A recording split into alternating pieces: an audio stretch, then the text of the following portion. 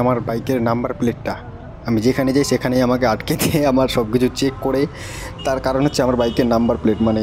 আর এটাকে তোমরা দেখতে পাচ্ছ, পুরনো জমিদার বাড়িগুলো যেমন থাকে অনেক মোটা করে একদম পাঁচি দিয়ে, তেমনই সেই টাইপেরই আছে। আর অনেক উঁচু আছে, এত উঁচু আগে আমি দেখিনি কখনো কোনো কিছু। এটা মন্দির, তার জন্য এত উঁচু করে দিয়েছে আর কি। Hello guys, welcome back to my channel. আমি হলাম রানা। তো কেমন আছে তোমরা সবাই? আশা করি তোমরা খুব ভালো আছো, আর আমি খুব ভালো আছি। তো আজকে আসছিলাম আমি দক্ষিণ দিনাজপুরের কিছু দু একটা জিনিস এক্সপ্লোর করতে। তো পুরো ভিডিওটি তোমরা শেষ অবধি দেখো, কী কী এক্সপ্লোর করলাম, কী কী দেখালাম, সব কিছু তোমরা দেখতে পাবা। বলছি, ভিতরে কি প্রবেশ নিষেধ আছে এখানে? না, এমনিতে নিষেধ নেই, যেতে পারবে। কোন দিক দিয়ে যাওয়া যাবে? রাস্তা নেই এমনিতে, উপর দিয়ে যেতে হবে নাকি? যাওয়ার রাস্তা নেই, এমনি এখান থেকে দেখতে হবে। ও চলো। এটি মহিপালের পাল রাজাদের একটি জমিদার বাড়ি ছিল। এখানে বর্তমান কোনো কিছু নাই, মানে ভাঙা ইট টিট যেগুলো ছিল সেইগুলো পর্যন্ত মানে আশেপাশের লোকজনের নিয়ে চলে গেছে নাকি। আর এটি নীলকুঠি নামেও পরিচিত ছিল এক সময়। তো এখন দেখতে যাবো, এখানে কোনো কিছুই তেমন পাওয়া যাচ্ছে না দেখা। তো এখন দেখতে যাবো আমরা মহিপাল দিঘি, সেটা একটু তোমাদেরকে ভিউটা দেখিয়ে দিই কেমন হয়েছে, কী অবস্থায় আছে এখন। চলো চলো চলো চলো। যারা এখানে মহিপালে বাসিন্দা আছে, তো তারা জানে যে পুকুরটা একসময় কেমন ছিল, অনেক সুন্দর ছিল। আর এত জঙ্গল টঙ্গল আর কি ছিল না পুকুরের মধ্যে, এত ঘাস টাস ছিল না কোনো কিছু, খুব সুন্দর ছিল, চারিদিকে জল দেখা যেত। আর এখন যে মানে পুকুরের অযত্নে আর কি এমন হয়ে গেছে, এখানকার লোকজনের কাছ থেকে শুনলাম যে এটা নিয়ে নাকি পলিটিক্স কাটছে কেউ, মানে এমন এমন কথা শোনা যাচ্ছে আর কি। তার জন্য এখন এটাতে তেমন কেউ ধ্যান দেয় না। নাহলে এটা কিন্তু এই মহিপাল দিঘিটা কিন্তু এই মহিপালের বাসিন্দাদেরই, যেটা সব থেকে মানে বড় পুকুরের মধ্যে পড়ে এটা দক্ষিণ দিনাজপুরের। এখন এখান থেকে বেরিয়ে চলে যাব নেক্সট ডেস্টিনিতে। তো নেক্সট ডেস্টিনি হচ্ছে একটা শিব মন্দির। সেই শিব মন্দিরটা অনেক পুরনো, সেখানে গিয়ে বাকিটা আমি তোমাদেরকে বলছি। রাস্তাগুলোতে ধানগুলো এমন ভাবে শুকাতে দিয়েছে যে মনে হচ্ছে ওদের বাবা রাস্তা।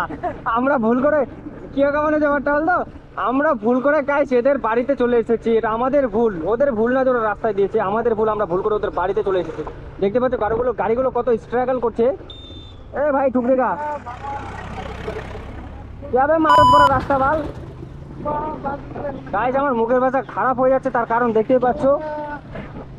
একটু আগে শুধু এটার ব্যাপারে কথা বলছিলাম যে দেখতে পাচ্ছ মানে আমরা ভুল করে এদের বাড়িতে চলে এসেছি। এটা আমাদের ভুল, এদের ভুল না যেটা রাস্তায় দিয়েছে। ভুলটা আমাদের যে আমরা এদের বাড়িতে এসেছি। এটা এদের বাড়ি গাইস, মানে এদের বাড়ির সামনে যতটা এলাকা আছে পুরোটা এদের বাড়ির সমস্ত। অর্ধেকটা এদিকে, এদিকে এদিকে। ঠিক আছে, চলো সামনে একটা জায়গায় যাচ্ছি আমি এখন। আর সেটা হচ্ছে আমাদের ওই মহিপাল দিঘি থেকে 33 কিলোমিটার দূরে পড়ে। 33 কিলোমিটার দূরে। শুধু তোমাদের জন্য আসলাম, ভাবলাম ভিডিওটা ভালো করে হয়নি তো কোনো কিছু দেখাতে হবে, তার জন্য শুধু চলে আসলাম। গিয়ে দেখিয়ে আছি তোমাদেরকে ওই জায়গাটা। গরম করছে খুব, এখন মোটামুটি 35 ডিগ্রি মনে হয় সেলসিয়াস হবে। বেশি হতে পারে, কম হবে না, 35 ডিগ্রি হবেই আর কি। আর দক্ষিণ দিনাজপুর সাইডের রাস্তাগুলো দেখো বেশ খুবই সুন্দর। রাস্তাঘাটগুলো খারাপ হতে পারে, নেচার আবহাওয়া চারিদিকে যে একটা সৌন্দর্য দেখো, সব জায়গায় গাছ আছে, সব জায়গায় পুকুর টুকুর আছে, পুকুরের চাষ হবে এদিকে, খুব পুকুর। আর এদিকে বেশি জল হলেই নাকি ডুবে টুবে যায় নাকি খুব তাড়াতাড়ি, নিচু এলাকা যতদূর শুনলাম আমি আর কি। দাদা, এখানে ভিডিও শ্যুট করা যাবে? নামানো বাইকটা একটু ছাড়া দেয়।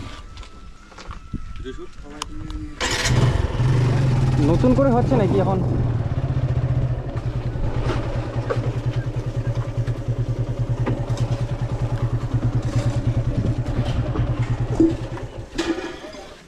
আচ্ছা,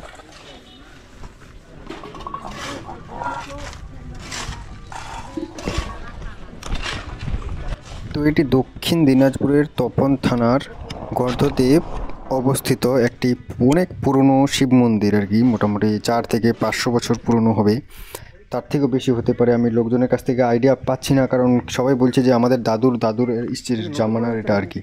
নতুন করে তো এটা অনেক পুরনো, আর এখানে অনেক বড় একটা নাকি শিবলিঙ্গ ছিল, এটা নাকি চুরি করে নিয়ে চলে গেছে। তো কে নিয়ে গেছে, কেন নিয়ে গেছে, কিভাবে নিয়ে গেছে সেটা আমি জানি না, শুধু যেটা শুনলাম সেটাই তোমাদেরকে আমি বললাম আর কি। আর দেখতে অনেক সুন্দর লাগছে, অনেক পুরনো। তো পুরনো জিনিসগুলো দেখতে একটু বেশি ভালো লাগে। আর অনেকটা ভেঙে গেছে দেখতে পাচ্ছ, এখন শুধু ছোট একটা শিবলিঙ্গ রেখেছে পুজো করার জন্য। আর ভিতরে প্রবেশ করতে চাইলে আর কি জুতো খুলে প্রবেশ করতে হবে। তো এই জায়গাটাতে দেখানোর এই ছোট একটু জায়গা দেখানোর জন্য আমরা কতটা ট্রাভেলিং, কতটা ডিস্টেন্স করে আসলাম সেটা শুধু আমরাই জানি।